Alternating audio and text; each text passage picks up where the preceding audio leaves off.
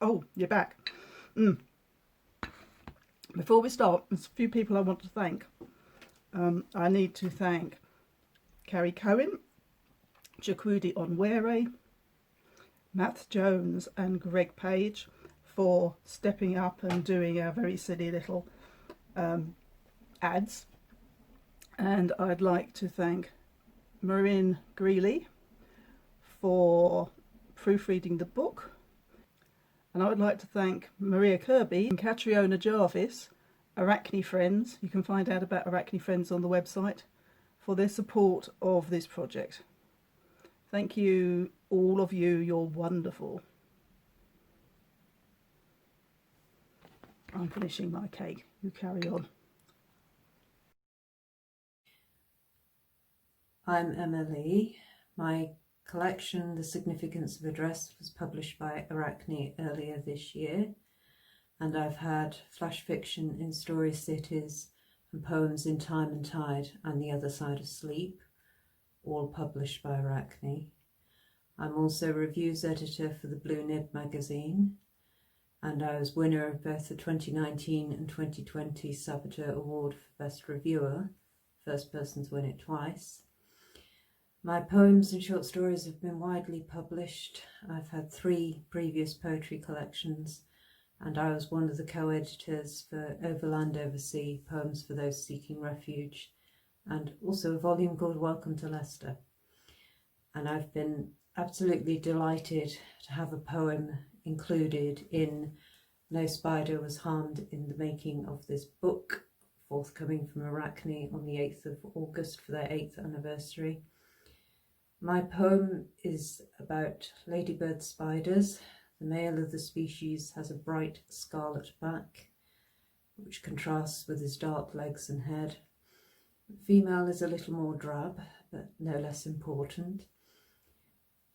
And they are tunnel spiders. So this is my poem. Moonlight is web-coloured. His scarlet back brightened the night of a crescent moon, just visible from my tunnel in the dry, pale earth. His feet plucked our tune. Spiderlings shift in their eggs.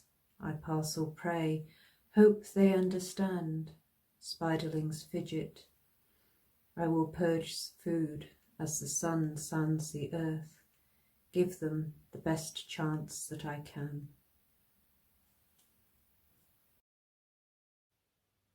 Hello, my name's Carolyn Robertson, and I am the author of several children's stories. I've also written some adult stories, one of which is in this anthology, No Spider Harmed in the Making of This Book. Today, I'm going to read to you my short story, Sicarius. Lydia's palms were sweating. The stakeholders of Sicarius Marketing Solutions were seated at the enormous table in front of her, waiting. Lydia's was the final pitch of the day. The company was moving away from traditional direct marketing strategies and embracing digital.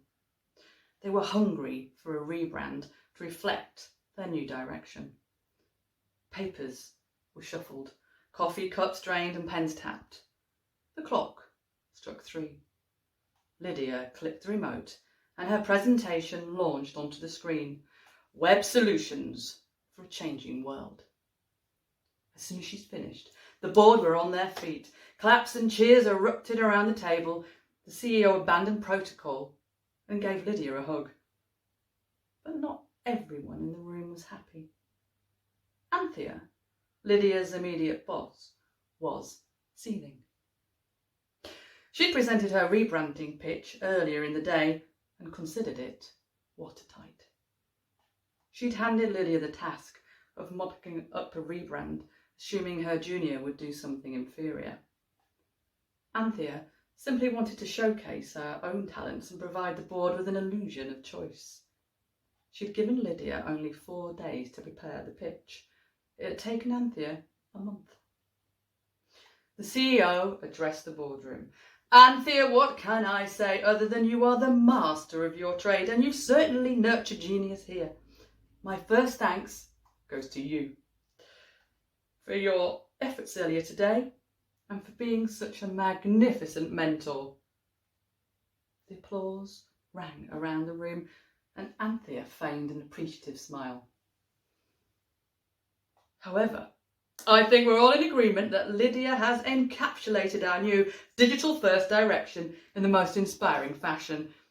Your in-depth analysis of how we can penetrate social media and expand into new territories is absolutely the right way forward for this company." As the clapping continued, Anthea slunk out of the room. Lydia primed herself for the inevitable fallout from her boss, but was unnerved when none came. Anthea was seemingly immune to any ill will. She helped ensure the rebrand got off to an efficient start. She gave Lydia useful tips and advice and sat attentively when Lydia wanted to lead in meetings. Anthea shared her knowledge of great freelancers for the TV ad and web developers for the digital rebrand. Lydia began to believe that Anthea had simply come to accept that her ideas were superior. She developed a haughty air around the office and felt vindicated when a deputy director's role was proffered that gave her almost equal rank to Anthea. The final part of the rebrand involved hunting for an image to go with their new logo. Lydia spent days trying to find something eye-catching, but she didn't feel she had come up with anything strong enough. She looked over the images that Anthea had used in her unsuccessful pitch. One caught her attention. A striking, six-eyed Sicarius spider emerging from a hole with the caption, "Don't bury your talents in the sand." Lydia was impressed with the photograph and wondered how Anthea had obtained the spider shot. Reluctantly, she went to Anthea's desk. "Where did you get that spider photo from your pitch from? Can't find anything on the stock sites." The faintest smile twitched at Anthea's lips. She looked up from her desk and then beamed at Lydia. "Oh, she's mine." "The spider?" Lydia couldn't hide her incredulity. "Yeah, I've always had a thing for spiders. She's a fascinating pet. Sicarius terrorist. She's a sand spider. I got her just after we started up the company." "Ugh, really?" Lydia balked. "Christ, I'd rather have something you could at least stroke." "Oh, you can. She loves being handled. I brought her to the office for the last pitch shoot. She loved it. A real star on the day." "Are you thinking you'd like an image for your campaign?" "Yeah, but not a sand one. I was thinking more webby," Lydia said. "She doesn't spin, I'm afraid. More of an ambush kind of girl, but we could easily add backdrops and Photoshop afterwards." Yeah, that could work," Lydia said. "Great. Well, just let me know when you want her to come in." Lydia kept her distance on the day of the shoot. The spider was larger than anything she'd encountered in the corners of her living room. Its 6 eyes unnerved her. She watched as Anthea delicately placed the spider in different positions in front of the green screen. She seemed so at ease, cooing and stroking the hairy beast. Lydia was captivated. The photographer clicked from different angles. Props were added for the spider to walk over or through, and close-ups were taken. At the end of the shoot, Anthea carefully placed the spider back into its perspex box, and she placed it on her desk. Lydia had the courage to move forward and took a closer look. She pulled up a swivel chair and was soon transfixed. How poisonous is she?" Lydia asked. "Her venom's necrotoxic, but her fangs are just too small to puncture human skin. Maybe when she's a little bigger." "What do you feed her?" "Crickets, locusts, anything that scurries across the sand at the bottom of her tank." Anthea took a seat next to her. Lydia peered even closer. She's really quite crab-looking. I mean, the legs there. Oh, look! She's burying herself. Both women watched in silence as a spider began to deftly fling small legfuls of sand over her body.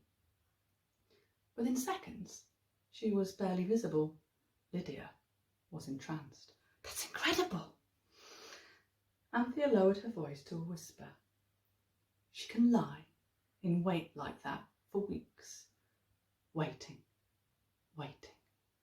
patiently waiting, and then, when something disturbs her, snap! Anthea clapped her hands together. Lydia jumped back in shock. She flew back in her chair and her foot caught on the edge of the desk. The Perspex tank toppled on the floor, spilling sand and spider. Lydia screamed as she felt something hot and needle-sharp pierce her ankle. Ah! Keep still! Anthea made lightning work of recapturing the spider and placed her back in the tank. Lydia was shaking. She'd curled herself up into the chair. Anthea placed a hand on her forehead. It was cold and clammy. She bit me! Oh, I doubt it. You're probably just in shock, Anthea said. Lydia slowly lifted her ankle off the seat to inspect it. 2 tiny drops of blood beaded just above the bone. Anthea placed a reassuring hand on Lydia's shoulder. It's just a surface wound. She would need much longer to inject any venom. After several cups of sweet tea and repeated assurances from Anthea, Lydia felt well enough to leave the office. She returned to work with nothing more alarming than a headache the following day. Her manner was brusque and dismissive towards Anthea. She was anxious to go through the shots from the previous day and find the perfect image to complete her campaign. She shuddered at the stills as they flashed up enlarged on her screen, and her hand moved instinctively to the spot where she'd been bitten. As she rubbed, she felt a coarseness at her fingertips. Strange. She'd only shaved the day before. Her leg hairs had sprouted almost a week's growth in only a few hours. Lydia put it down to a change of temperature in the season and made a mental note to pick up some disposable razors on the way home. Anthea passed by Lydia's desk at lunchtime. Great to see you're okay. I'm nipping out for a sandwich. Can I get you anything? Lydia didn't even bother looking up. Yeah, can you grab me a chicken roll? Chicken, Anthea said. Yeah, chicken, Lydia replied, pounding at her keyboard in irritation. Thought you were vegan? Lydia stopped for the briefest of moments. I think I'm just low on protein. Chicken's fine, thanks. Lydia devoured her sandwich at her desk, but later regretted not moving as her back had started to ache. She decided to stretch and head for the loo. It took her several attempts to stand upright, and she cursed the office chairs for their poor ergonomic design. Lydia grabbed her handbag and hobbled across the office. She'd been sweating and figured she'd need to freshen up her makeup. The ladies' was empty. Lydia was about to push open a small door when she caught a glimpse of herself in the mirror. She turned and fully faced the glass. Her forehead looked oddly swollen. She ran her fingers over several bumps that had appeared. Was it hives? The lumps were strangely symmetrical and squashy to touch. Lydia leaned closer towards the mirror and noticed something else. Her skin had an odd grey pallor, and her cheeks were covered in small, dark hairs. Panic began to rise as she realised that the hairs spread from her cheeks and down her neck. Lydia pulled at the buttons of her shirt and stared at her chest, horrified. Surely this was just some bizarre hallucination. Lydia backed away from the mirror. Maybe she was overtired. She'd put so many hours in recently. Perhaps her mind was telling her that she just needed to slow down. Lydia took a deep breath and she closed her eyes. She would breathe deeply until she felt calmer. And then, what was this? Her eyes were closed, but she could still see. Things were blurry, but coming into focus. 6 eyes blinked open. There was no mistaking what was looking back at her from the mirror. Stella Wulf has a deep love of the natural world and a passion for politics and the human condition, themes that she explores in her poetry. Her work has appeared in many anthologies, including the award-winning #Me Too. She has an MA in creative writing from Lancaster University and is co-editor of 4 Word Press, who published her first pamphlet, After Eden. Hi, I'm Stella Wulf and I have a poem in This Little Beauty. And if your other half sleeps on their back with their mouth open, snoring, read them this poem. Femme fatale. Be fearless, my mother always said. It takes more than long legs and fine bones to get on in life. She showed me how to draw a line between courage and bravado, a slight aimed at my father, a common or garden sort, overawed by her audacity. I watched him eaten up by it.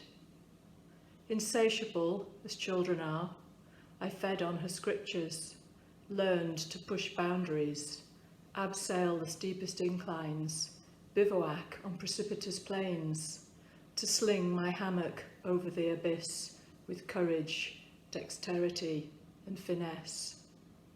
But for all my prowess, I find it is lust that captivates a man. A slip of silk clings to the body, inflames him, sets his heart racing, turns him into a quivering jelly. Such power is intoxicating. Sometimes I leave them dangling, weak creatures that they are, just to see them squirm. And when they're subdued, I cocoon them in a false sense of security. My biggest thrill is to watch them sleep, to spin my dreams through their hair, skitter light as air over closed lids, lashes silky as spiderlings, to pause on the lip, feel the breath of air hushing from the moist cave of an open mouth, to step fearlessly into the dark. Thanks for listening. David Mathews was one of the 5 winners of the Solstice Shorts Festival short story competition in 2014. Since then, David has got involved a lot with a story in Liberty Tales, 2 stories in Shortest Day, Longest Night, 1 in each half, 1 in Dusk, 1 in Story Cities, and 2 stories in No Spider Harmed, this one, Stowaway, and another, Barefoot. I am over the moon to be in this book, and delighted to read to you my short story, Stowaway. Limestone and old red sandstone they are made of, the islands and the Dingle Peninsula that is their mainland. Through the window the woman searched for them, but a mist had come in from the Atlantic. She turned back and reread the last paragraph of the book. Had the writer been with her, she would have hugged him, this man telling not of the geology of the Blaskets, but of the lives there. I have done my best to set down the character of the people about me, so that some record of us might live after us, for the like of us will never be again. Personal call, Roberta. Dr. Bruce, it's Terry here at First Direct about your flat. How long will you be away? I just want to put a note for the renewal next year. 3 years, said Roberta. That long? Going somewhere nice? Well, Mars. Roberta ate, thinking how one of the great Blasket's fresh eggs would go down well right now, in this quiet spot between Earth and the Moon. On the Tereshkova she was a passenger, content to let the automatic systems pilot her to the bike sheds, the station in lunar orbit from where the Mars ships headed off and the local landers descended. It was to have been called Grand Central, but the Russians objected and, to spite the Yanks, went with the Brits' nickname. Besides, old Mr. Putin would have liked bike sheds, behind which you make deals, yes?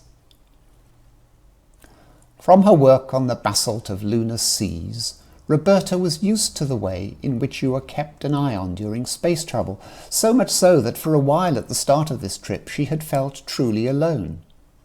Since then, however, she had had the sensation of company, of being watched in a keen way. Had she seen a face outside the window, she would not have been surprised, in a manner of speaking. She shrugged. Come on, Roberta. Let's see what's in the book box. Most ships carried a book swap. You could call up any book online, but space travel was tedious, and nothing beat a grubby old paperback. She rummaged. Machiavelli's The Prince. The Chinese loved this, and bet madly on being able to quote from it, in Italian. Pride and Prejudice, Nage. À la recherche du temps perdu, in French, English and Russian. Oh, you read Proust on the return trip from Mars. Few books after the mid-2010s. Only Boris Johnson's seminal Diplomacy and short stories by an obscure author born, like Roberta, in Cardiff. To see her through to the bike sheds, however, Dr. R.S. Bruce, Ph.D., FGS, CGOL, MBE, chose Elmore Leonard's Rum Punch, his new bestseller from 1993. With no one around to talk to, she fancied the quick-fire dialogue. The eerie feeling crept on her again. Course adjustment, Roberta. 5-second burn. How's lunch? 5-star bill. That blue cheese will have me hallucinating. Does it for me, Roberta. It was not her brain that Roberta doubted a few minutes later, but her sight. The display across the cabin looked fuzzy. Everything else was clear, just that blur. Moments later she laughed. Just as an Atlantic mist had obscured Dingle Bay, here the culprit was a cobweb, or rather a grey and white striped spider 1 centimetre wide with 6 dark, steady eyes. How in the world did you get here? Said Roberta. Spaceships were meant to be free of bugs. You did not want them on a voyage, and you were not meant to leave them anywhere you touched down. But as travel to the moon became routine, cleaning services that once were the realm of skilled technicians were put out to tender, and you now found smeared windows, sticky switches, hairs and nail clippings. But a spider, that was something. You're not quite the alien, but do you bite? Searching whether spider was liable to bite a person or poison her, Roberta was astonished at how many kinds came up. Even stripy ones with 6 eyes. Any spider might bite you, Roberta found, but her little guy seemed not too much of a risk. Why does she not squash it? Maybe she accredited Spider with pluck, undertaking this monster journey. Maybe she felt an urge, unfamiliar in her life of dedicated research, to nurture another being. Maybe she was reluctant to exterminate any companion, given that there was no other within 100,000 miles of her, and with the two of them, Spider and Roberta, being so comprehensively out of their natural environments. Whatever the reason, Roberta called Houston to say that she had had a dilemma. She had resolved it and now sought advice on how best to get Spider back to Earth. After Spider's safe return, a zoo in Texas gave the not-so-tiny bug a home, and crowds flocked to see her. She was a sensation. School children all over the world adopted Spider. The little arachnid got into Playboy magazine as Pet of the Month. Spiderblog was voted the educative site of the year in Russia, Brazil and Australia. In Britain, where the interest was as great in Roberta as in the spider, Spider-Woman was too obvious for several newspapers to pass over. Little Miss Muffet in a spacesuit featured in at least half a dozen cartoons, while the tabloid headlines Bug-Eyed Moonster and Spider's Rock for Geologist gave the fuss a traditional Fleet Street feel. Woman geologist 53 finds spider on way to moon was the driest summary. Only the Scotsman displayed a proper feeling for history. It picked up on something you spotted in this story long ago. Of course you did. Their headline? Robert Bruce and the Spider. Joanne LM Williams is a writer, dancer and theatre professional living in London. We previously published a story by her in We She. Her other short fiction has been previously published online in Dot Cent magazine and by Liars League in London and Hong Kong. This time Joanne has provided a poem. Hello, I'm Joanne LM Williams, and this is my poem Gifted from the collection No Spider Harmed in the Making of This Book. I'm crowned the greatest weaver now. My workroom is the olive tree. My loom is formed from branch and bough. My thread the finest you will see. 8 dexterous legs outmatch 2 arms to go about my artistry. The best of all the countless charms found in this form she gifted me. My body dark and velvety, the grey-eyed wisdom goddess gave Arachne not for blasphemy, but as reward, from death to save. This shape permits me to be free. The silk spun with eternal skill depicts my mortal history. I'm crowned the greatest weaver. Still. Natalie Rowe lives on an 86-acre farm where she writes, draws, paints, rides horses, keeps bees and cares for over 150 rescue animals, many of which inspire her writing and art.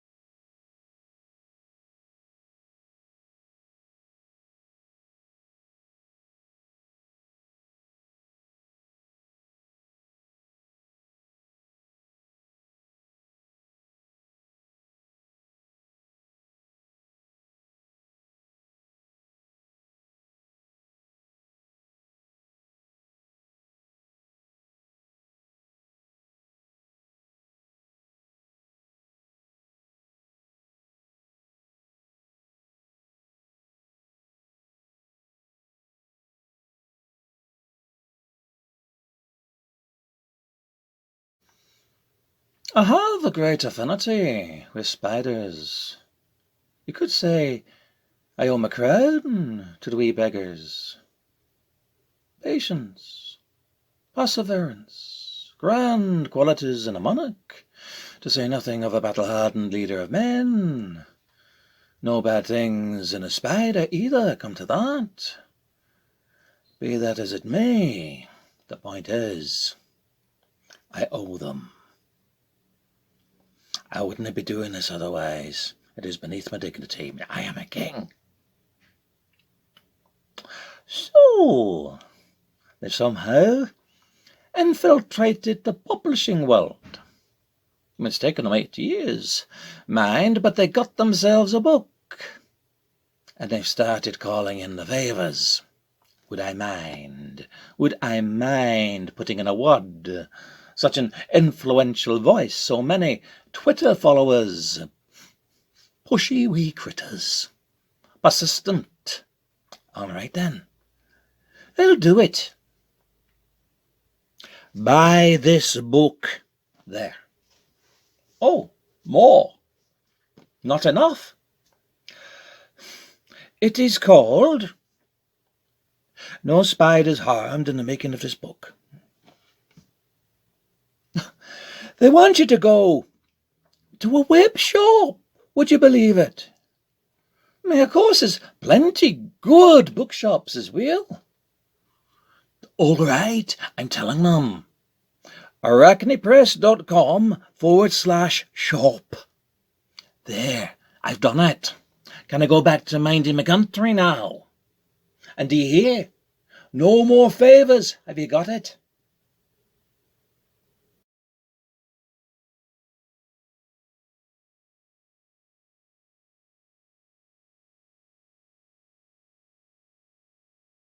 Phoebe Demeger is a bookseller and writer based in South London. She holds 2 degrees in comparative literature and has completed many creative writing courses. She enjoys writing short fiction, the occasional poem, and has an entire notebook set aside for bad jokes and puns. She has a tattoo of a spider on her right ankle. Hello, I'm Phoebe Demeger, and I'm going to be reading my short story, Clearing Out the Shed, from Arachne Press's new anthology, No Spider Harmed in the Making of This Book.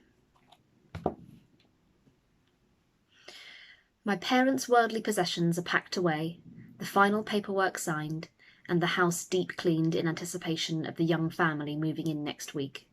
All that remains to be done is to clear out the shed. It lounges like a squat green troll at the arse end of the garden, coated in leaves dropped from above and ivy creeping from below. The padlock hangs rusted open, the key long lost. My first time crossing the threshold in 10 years is my first time having to stoop. The shed is damp and dry like the inside of a stone. Dark wood, low beams, and so many spiders' webs. Moments pass before I realise I'm holding my breath. If I disturb the tomb-like atmosphere, who knows what might disturb me in return? I let out a slow hiss and will my heavy legs to advance deeper into the shed. I am painfully aware of how large and noisy I am. How can there be this much dust when no human has passed through here for years? My father was a dab hand at gardening until his back put a stop to that. Now, lines of tools crowd the shelves, bearing muddy fingerprints. Though the walls are threadbare, the garden and the sun only inches away, the air is stagnant, still, dead. I do not want that air to touch me. More plentiful than the tools, the flower pots, even the dust, are spiders. Like eyes adjusting to a darkened room, the more I look, the more I see. Some hang like grey diamonds at the centre of their webs. Others stuff themselves into a ball at the edges. Spindly gargoyles crouch in wall cracks, thin-limbed and tiny-bodied, seeming to hover like broken umbrellas. Some scuttle, I'm sure of it. I do not see them move, but I hear them, feel them running behind my head. The spiders have woven the shed together. They have strung telephone lines, knitted yarn, spun dew across every surface and untouched item. In every crevice, cobwebs. An empty corner becomes a web, sustains a life, then gives itself back to dust. Tight-strung threads turn veil thin. The spider moves out. I myself once wove a balloon of spool and allowed myself to drift away from the family home. Little lives everywhere. How many family sagas have played out in this shed? How many mating dances took place across the beams? Who was wooed and where? How many egg sacs hung soft in expectant corners? How many mothers lowered themselves on a single shining thread from the ceiling to fetch a meal for their children? How many warriors clashed fangs, defended territories, died for blood? How many generations of how many species came and went? How many eyes were watching as first my father, then my mother, clicked shut the door behind them for the last time? By now, I am breathing normally. I am allowed to bring life in here, where there always was and always shall be life. I ignore the flower pots and the tools, the planks and the toys. I will not be clearing out the shed today. I take in the spiders instead, pay my respects to the little seamstresses. 3 days ago, I folded up my mother's favourite brown knitted jumper and laid it in a bag for life in the cupboard. Now I see its pattern in the backside of a large brown spider crouching serenely by the door. I leave the shed untouched, almost. After all, maybe the new family will be gardeners. Flower pots and soil always come in handy.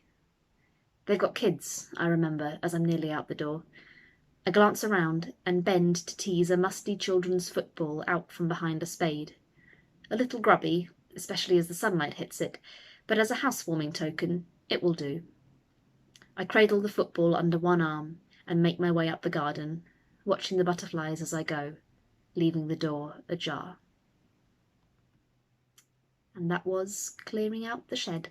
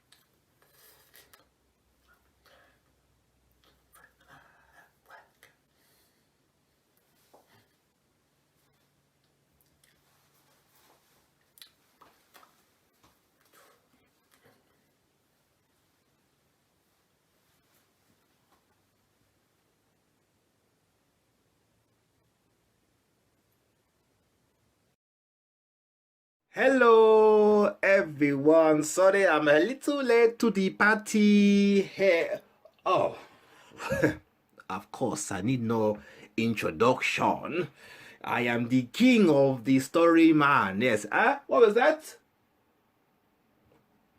Oh, I do. I do have to say. Oh. And now Arachne says, tell them who you are, Anansi. So, I am Anansi. Oh, come on. I mean, the only real celebrity that you have now. Fakwano. Incy Wincy. I mean, the guy is famous of getting himself half drowned. You know, he isn't even in the book. There's a story about me in the book, of course, Anansi, and then, what was it again? Monkey's Tale. All the stories belong to me.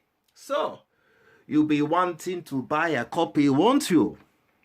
Or two, or three. It's called No Spider Harmed in the Making of this book. This is one cool title. So, yes. So buy a copy now, the book now. It's easy. arachnepress.com/shop. Yes. It is right there on the front page. Click. Arachne will bundle one up and send to you. Yes, we'll send to you. Yes.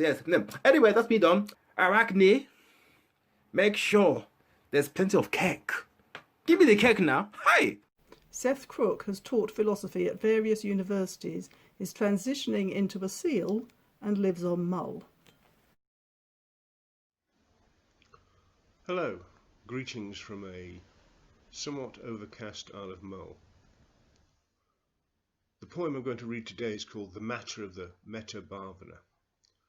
The Metta Bhavana refers to the Buddhist practice, sometimes incorporated into mindfulness, of encouraging loving kindness towards others. It has four main stages. First, you wish a friend well, somebody you're close to. Then you wish well for somebody you're quite neutral towards. Then you wish well upon someone that you don't really like, or you have some problem with. And finally, you wish well for all the sentient beings. The matter of the Metta Bhavana. Lie back, get comfortable, visualize, she tells the class.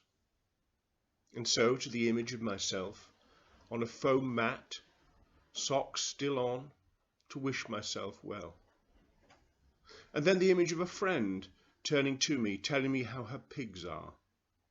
Wish a friend well. Then somebody I barely know, the wife of the grumpy crofter, Mr. Circles in his tractor. Wish Mrs. Thingy well. May a husband one muddy pre-spring run away with his true love, or at least chug off. Then the difficult person, wish them well, or at least try. If you fail, try again. Imagine them in the rain, standing at a bus stop, 10 pence short of a bus fare, not yet knowing.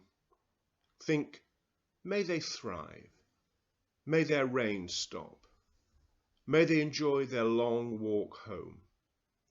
Stage 5, the big band. Combine the quartet with all sentient beings everywhere. Wish every band member well.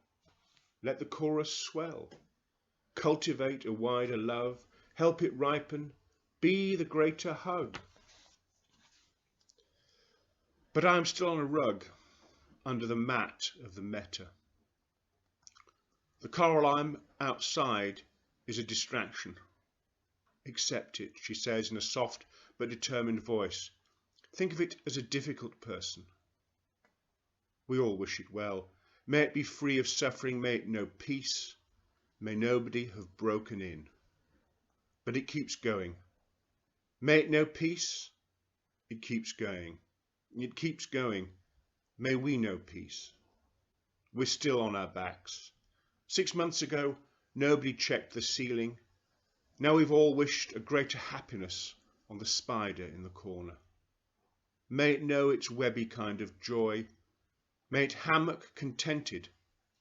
Although keen to trap and eat some creature, we wish the spider well. We wish the creature ill. No, we wish the creature well. We wish the spider ill. No, we wish them both well. And hear another car alarm. Further down the street, from the other side of the argument, a grating counterpoint. Difficult people often come in pairs, she says, in a soft but still determined voice. Anger breeds anger. We wish them both well. Combine them with all car alarms everywhere. Wish them all well. Let everything avoid being eaten, at least for a while. Farewell.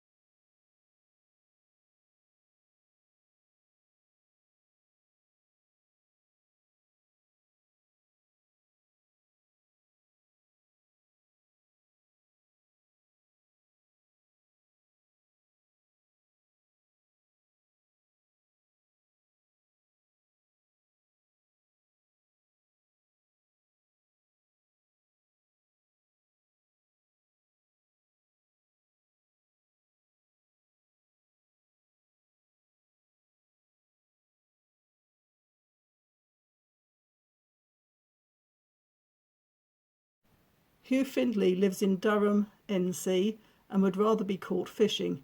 He drives a little red MG, throws darts on Thursdays, reads and writes a lot, dabbles in photography and makes a pretty good gumbo. Hi, this is Hugh Findlay from the United States reading Spider Haiku. Forgive me, Spider, the business of your web, shaken by my hand. Thank you. Elizabeth Hopkinson is an award-winning writer of over 70 published stories, a novel and a short story collection. She lives in Bradford with her husband, daughter and cat in a tiny house that is being taken over by books and artwork. We've published Elizabeth before in We, She and Time and Tide. Hi, I'm Elizabeth Hopkinson and I'm going to be reading my story, Web of Life, from this anthology, No Spider Harmed in the Making of This Book, which is an anthology for the 8th anniversary of Arachne Press. It's a collection of stories and poems all about spiders, but in a positive way. And my story is the last story in the book. So, here we go, Web of Life. Arachne is crafting her web. The crochet hook moves deftly under gnarled fingers. Chain 4, double crochet, slip 1, repeat. Round and round the circle grows, loop into loop into loop. The silver thread sparkles. Chain 4, double crochet, slip 1, repeat.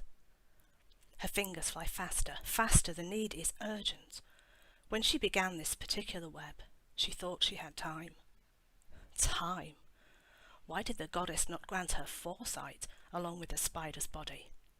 Now she must spin and weave as she never has, growing the net ever larger. It must be wide enough for the catch she has in mind. Not one must slip through. Chain 4, double crochet, slip 1, repeat. When the web is as broad as the shoulders of Atlas, she casts it.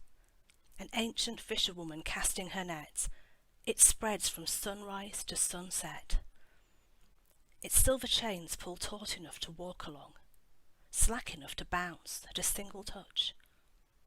Retreating to her lair, Arachne waits. She closes her eyes, one leg extended to touch the last length of thread. Holds her breath.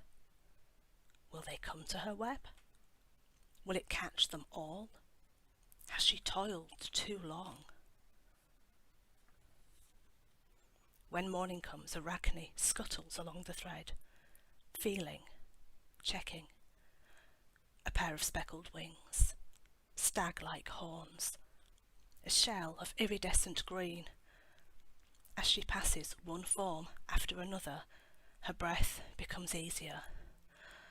They are here. They are all here. Names that once tripped so easily off the tongue. Fritillary, stag beetle, southern damselfly, red barbed ant. Their ancient habitat shrinking, they fly to her for shelter. Silver spotted skipper, Adonis blue, hazel pot beetle. Where else can they turn but to the spider mother, who will hold them safe in her silvery embrace? And still they land with 100 little trembles. Arachne's web shivers to welcome them. Speckled wood and small tortoise shell, jewel beetle and shrill carder bee.